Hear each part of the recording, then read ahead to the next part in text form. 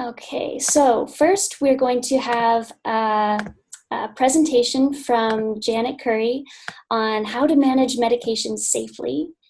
Following Janet's presentation, we're going to open up the floor to you attendees.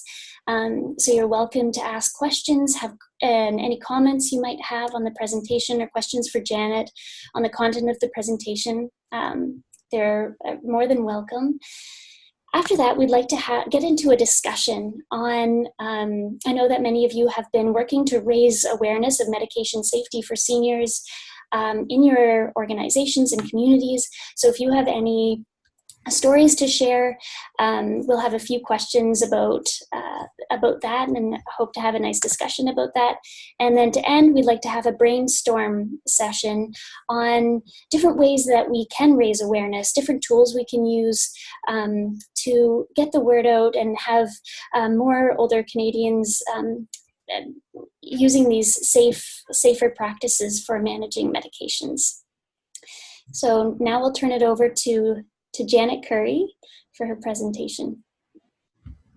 Thank you very much, Jenny. So do you want to put just the first? Yes, I'm going to be talking about managing medication safely and giving you sort of a few tips on what you need to keep in mind, either if you're doing that for yourself or helping an older parent or a colleague or a friend that come to you for some information. I want to say at the beginning that we will be sending out the copies of these slides, so you will have access to them.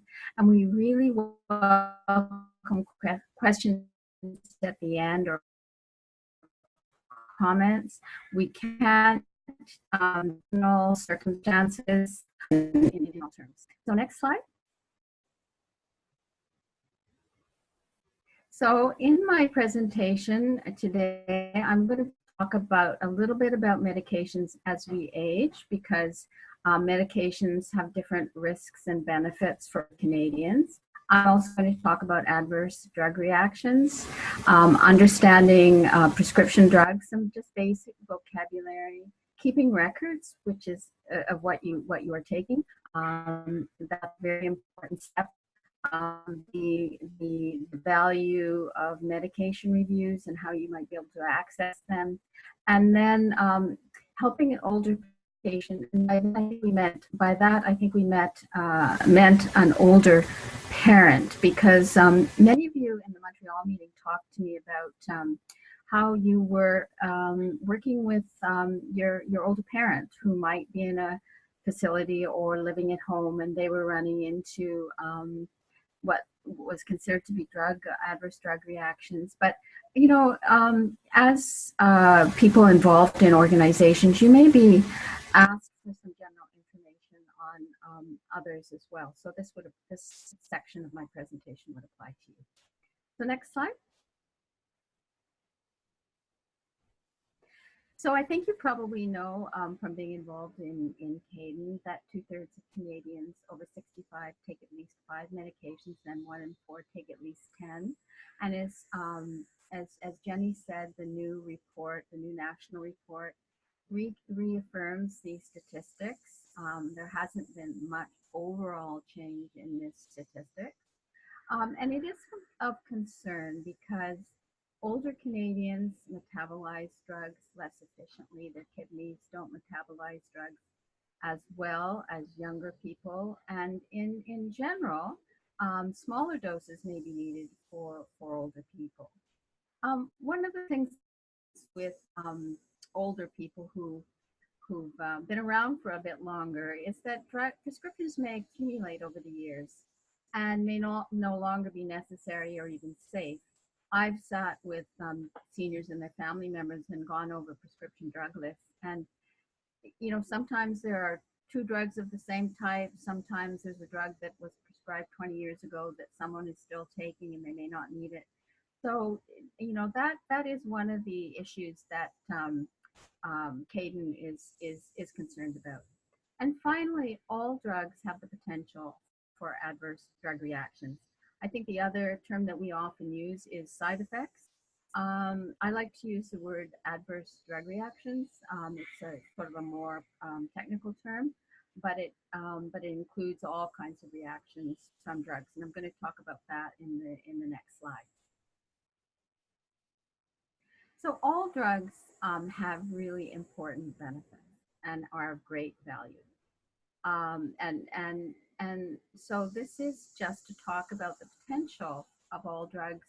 While they have benefits, they all have the potential for adverse drug reactions. And one of the issues about polypharmacy, like taking multiple drugs, is that the more drugs that are taken, the higher the risk of adverse drug reactions as drugs interact, have the potential of interacting with each other. And one of the things I want to stress is that adverse drug reactions can affect, from one drug, can affect any part of the body. And I think some of us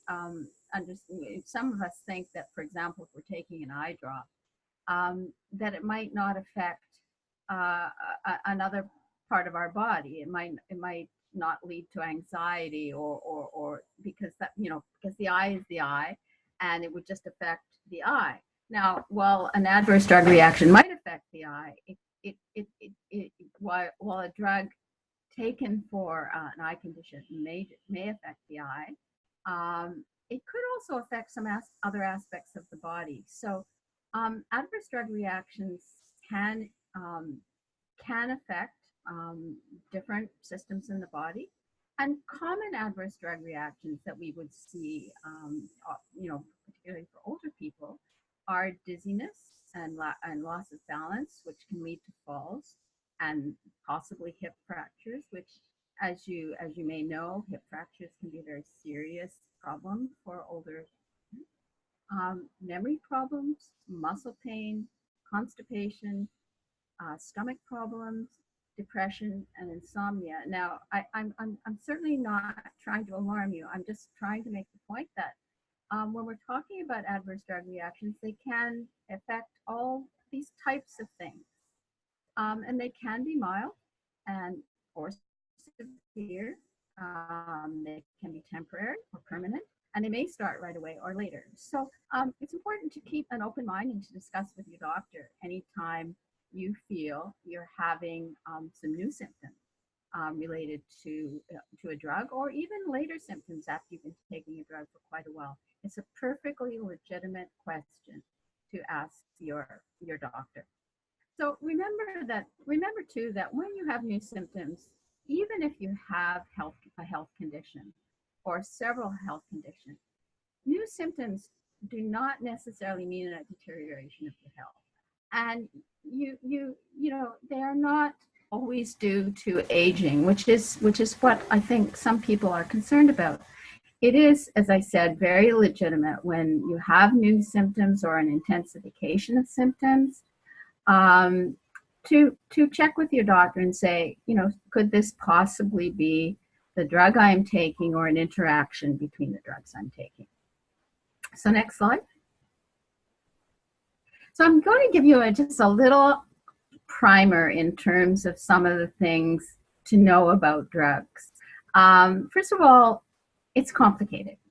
And certainly at CaDeN, one of the things we're trying to do is present basic information that's very useful, but we certainly don't expect you to, look at all your own drugs and figure out what's going on and make those kinds of decisions. We strongly urge people to involve their pharmacist or their physician, and to use some of the information that CaDeN has provided. But a couple of the things that you should know is that all drugs have two names, and sometimes this can be confusing. So if you look at your prescription bottle, if you find a prescription and you look at the bottle, you see that there's two names for the drugs, and for all drugs. And one is what we call the brand name, which is the name that you often hear, like Crestor. And the common or generic name for Crestor is a completely different name, rosuvastatin, and your doctor may use that name. And sometimes it's very confusing if you're thinking you're taking Crestor and someone else is using another name. So without expecting you to get a degree in pharmacy, it's just useful to know that there are two names, and sometimes they're referred to in different ways by different people. And so check your prescription bottle and you'll see that that's the case. So if you're prescribed Ativan, lorazepam is its common or generic name, and it can be referred to by both names. And why this is important is sometimes jurisdictions have different brand name names, and different countries have brand name names, but pharmacists and physicians will always recognize the common or generic name. So, also I have to say that there are many drugs that are, they're sold under multiple brand names or in different forms. So again, that underscores the importance of knowing the generic names if you can. And there are many, many versions of the same drug. To make it even more complicated, there are many types of antidepressants or sedatives and sleeping pills that are very similar drugs, but they have different names and they're sold under different doses. So just to underscore that drugs are complex, and they're actually even complex for some physicians. I was at a meeting the other day where one physician says it's complicated because there are many new drugs coming out every year, and it was hard for him to track adverse drug reactions.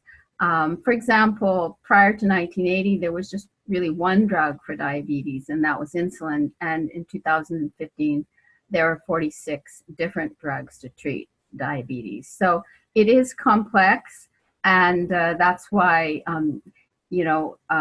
developing relationships with your pharmacist and doctor around deprescribing is very important. Next slide. So the first thing I think in terms of managing your drugs safely is keep records. Keep records current.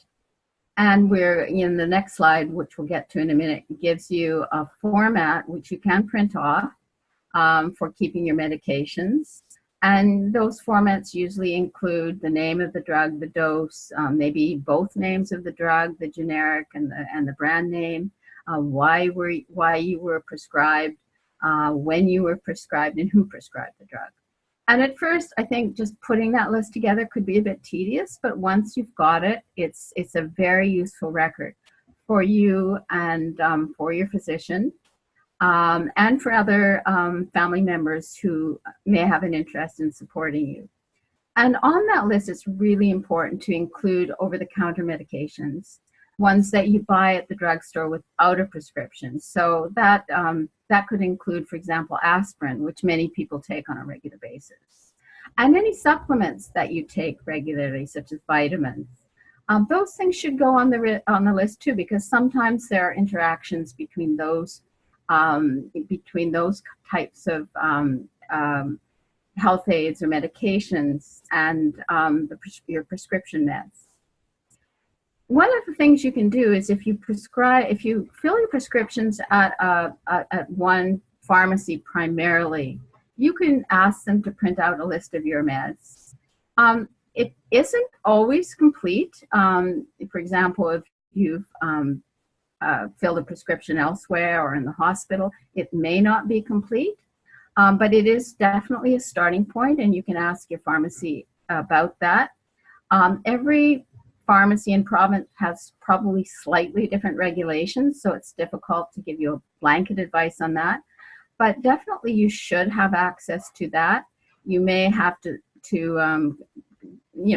clarify that you are the person that you are, that you're asking the medication list for. And in some cases, most pharmacies will only go back a certain number of months. But again, start with that. After again, you've tried to put together a list based on the medicines you have in your home.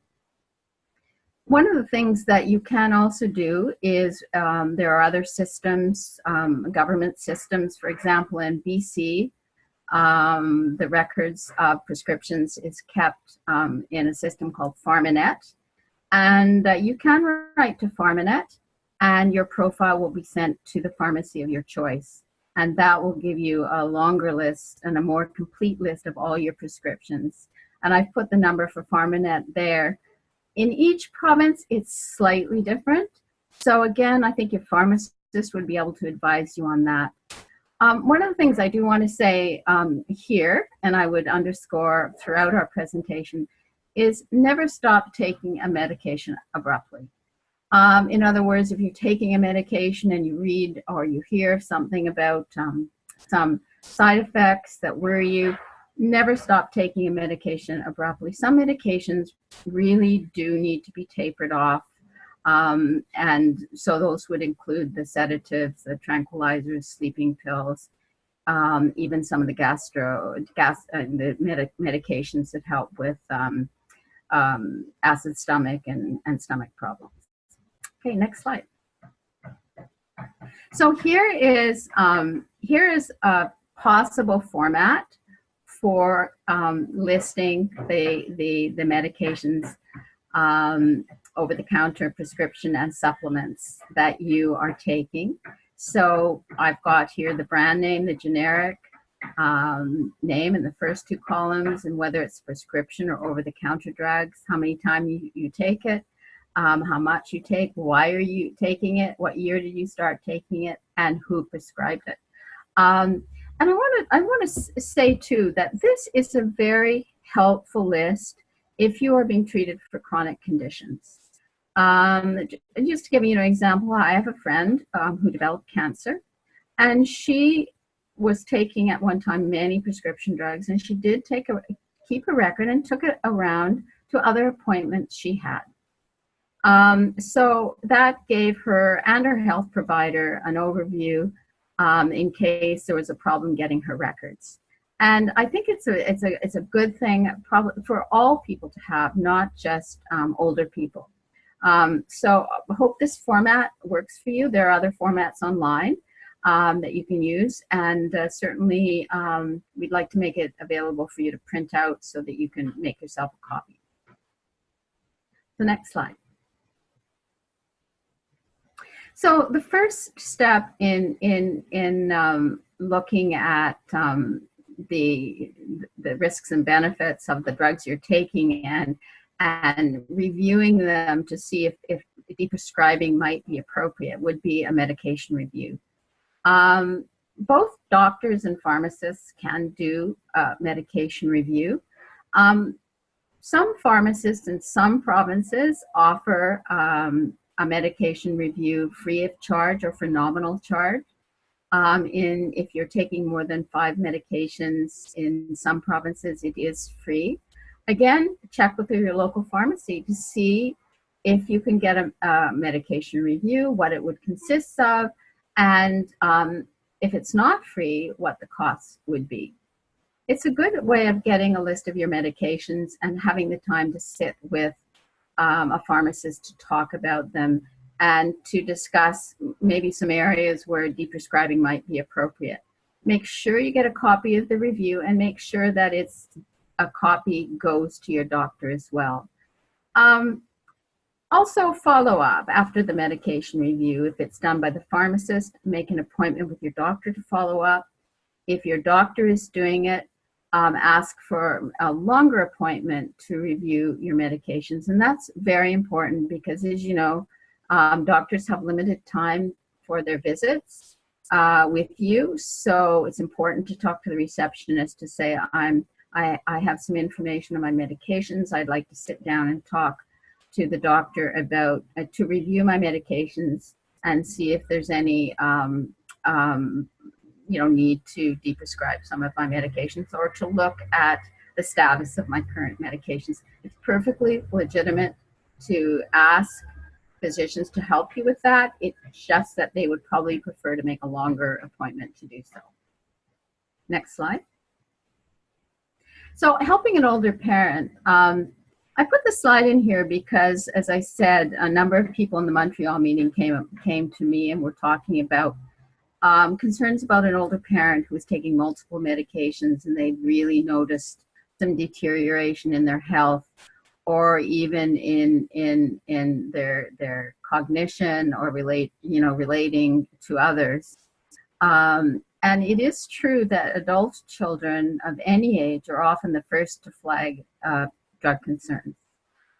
For example, I've had people approach me to say, well, you know, my elderly father was living independently and he never fell, and now he's in a residence and he's falling all the time. So that would be a case where the adult child would probably want to discuss with her father and with the you know, nurse administrators at the facility to see if any drugs have been added or if doses had been changed, because falls are maybe an indication of certain drugs or a combination of drugs which can cause dizziness and loss of balance. Not always, but it is a red flag. Problems with cognition, with thinking, with memory, with alertness, differences in behavior that are unusual for that person, or complaints of physical problems like additional pain, stomach problems, constipation, incontinence, all of those things. You know, a worsening of any of those conditions might be red flags, which could alert you to, well, maybe a medication review is required. I do want to say that, like all of us, we're pretty sensitive to people who approach us about our health issues. So I think we need to be extra sensitive to worries that parents may have about discussions about their health or the drugs they're taking. If they have seen problems themselves, they may be quite relieved to discuss it with you. On the other hand, research suggests that seniors are concerned about, you know, upsetting the apple cart. In other words, they feel they may have a good balance of prescription meds to help with health conditions that are serious, and they may feel that you know, reducing or limiting some medications may make their health worse. And they may also have concerns about talking to the doctor, feeling that you know, it's kind of, it might be a little offensive to talk to the doctor about changing some of the medications. So nobody likes to be told what to do about their health. So I think it has to be, as much as possible, a shared discussion about expressing concerns and suggesting some alternatives and supporting the parent when possible. I know that's not always the case that can happen, but whenever possible, it's important. And so if your parent consents in sort of looking at at a medication review or discussing this with their doctors, help them document their list of drugs. That can start with the medicine cabinet, and discussions with your parent. They may be quite aware of the drugs they're taking. Remembering that over-the-counter medications and supplements should also be added to the list. If they aren't able to ask for a medication list or aren't able to put together a medication list, it does become a little bit more complicated. For example, if they're in a facility and you would like to get a medication list, you will need to get your parents' approval before the drugstore will print off a list of medications. And you can, again, write to, for example, PharmaNet, as I described earlier, but you will have to find some way of having your parents' permission or some kind of representation agreement. Again, I'm just talking about BC, but I understand these are probably the rules in most of the other provinces. I would start with the pharmacist again and say, you know, here's the situation. I'm seeing somewhere, you know, I'm hearing or seeing of some problems that I think could be drug related. How, you know, my mother is in some kind of care facility. How is there a way I can get a list of medications? And hopefully they'll be able to advise you on that. The other thing to do is see if you can make an appointment with your parents' doctor or even your doctor to discuss how you can approach this. I do think that this is a concern among children of older parents. They do see changes And then when they start to look at the drug list their parents are on, it's quite extensive, and then they don't really know how to approach it. So I hope these are a few initial practical steps you feel you could take. So next slide. So my takeaway points today are that many older Canadians are at risk of polypharmacy, and that older Canadians are more sensitive to the effects of drugs anyway, and should probably be given smaller doses of many drugs, and where possible should have the least amount of drugs that are possible to take for the conditions they have. Because the more drugs that are taken, the more risk of adverse drug reactions. And as I said about drug reactions, it's not always easy to tell whether there is an adverse drug reaction from a drug. Some of them can be serious, some can be mild, some can be temporary, and some can appear at a later date. And also to remember that even though we're talking about the older Canadians here, new symptoms or symptoms that are of concern related to your health are not always caused by aging. So medications should be considered as a possible contributor. So I think that's it. Great, thank you. So we're just going to take any questions or comments. Really welcome anything that you have to say or any questions you have.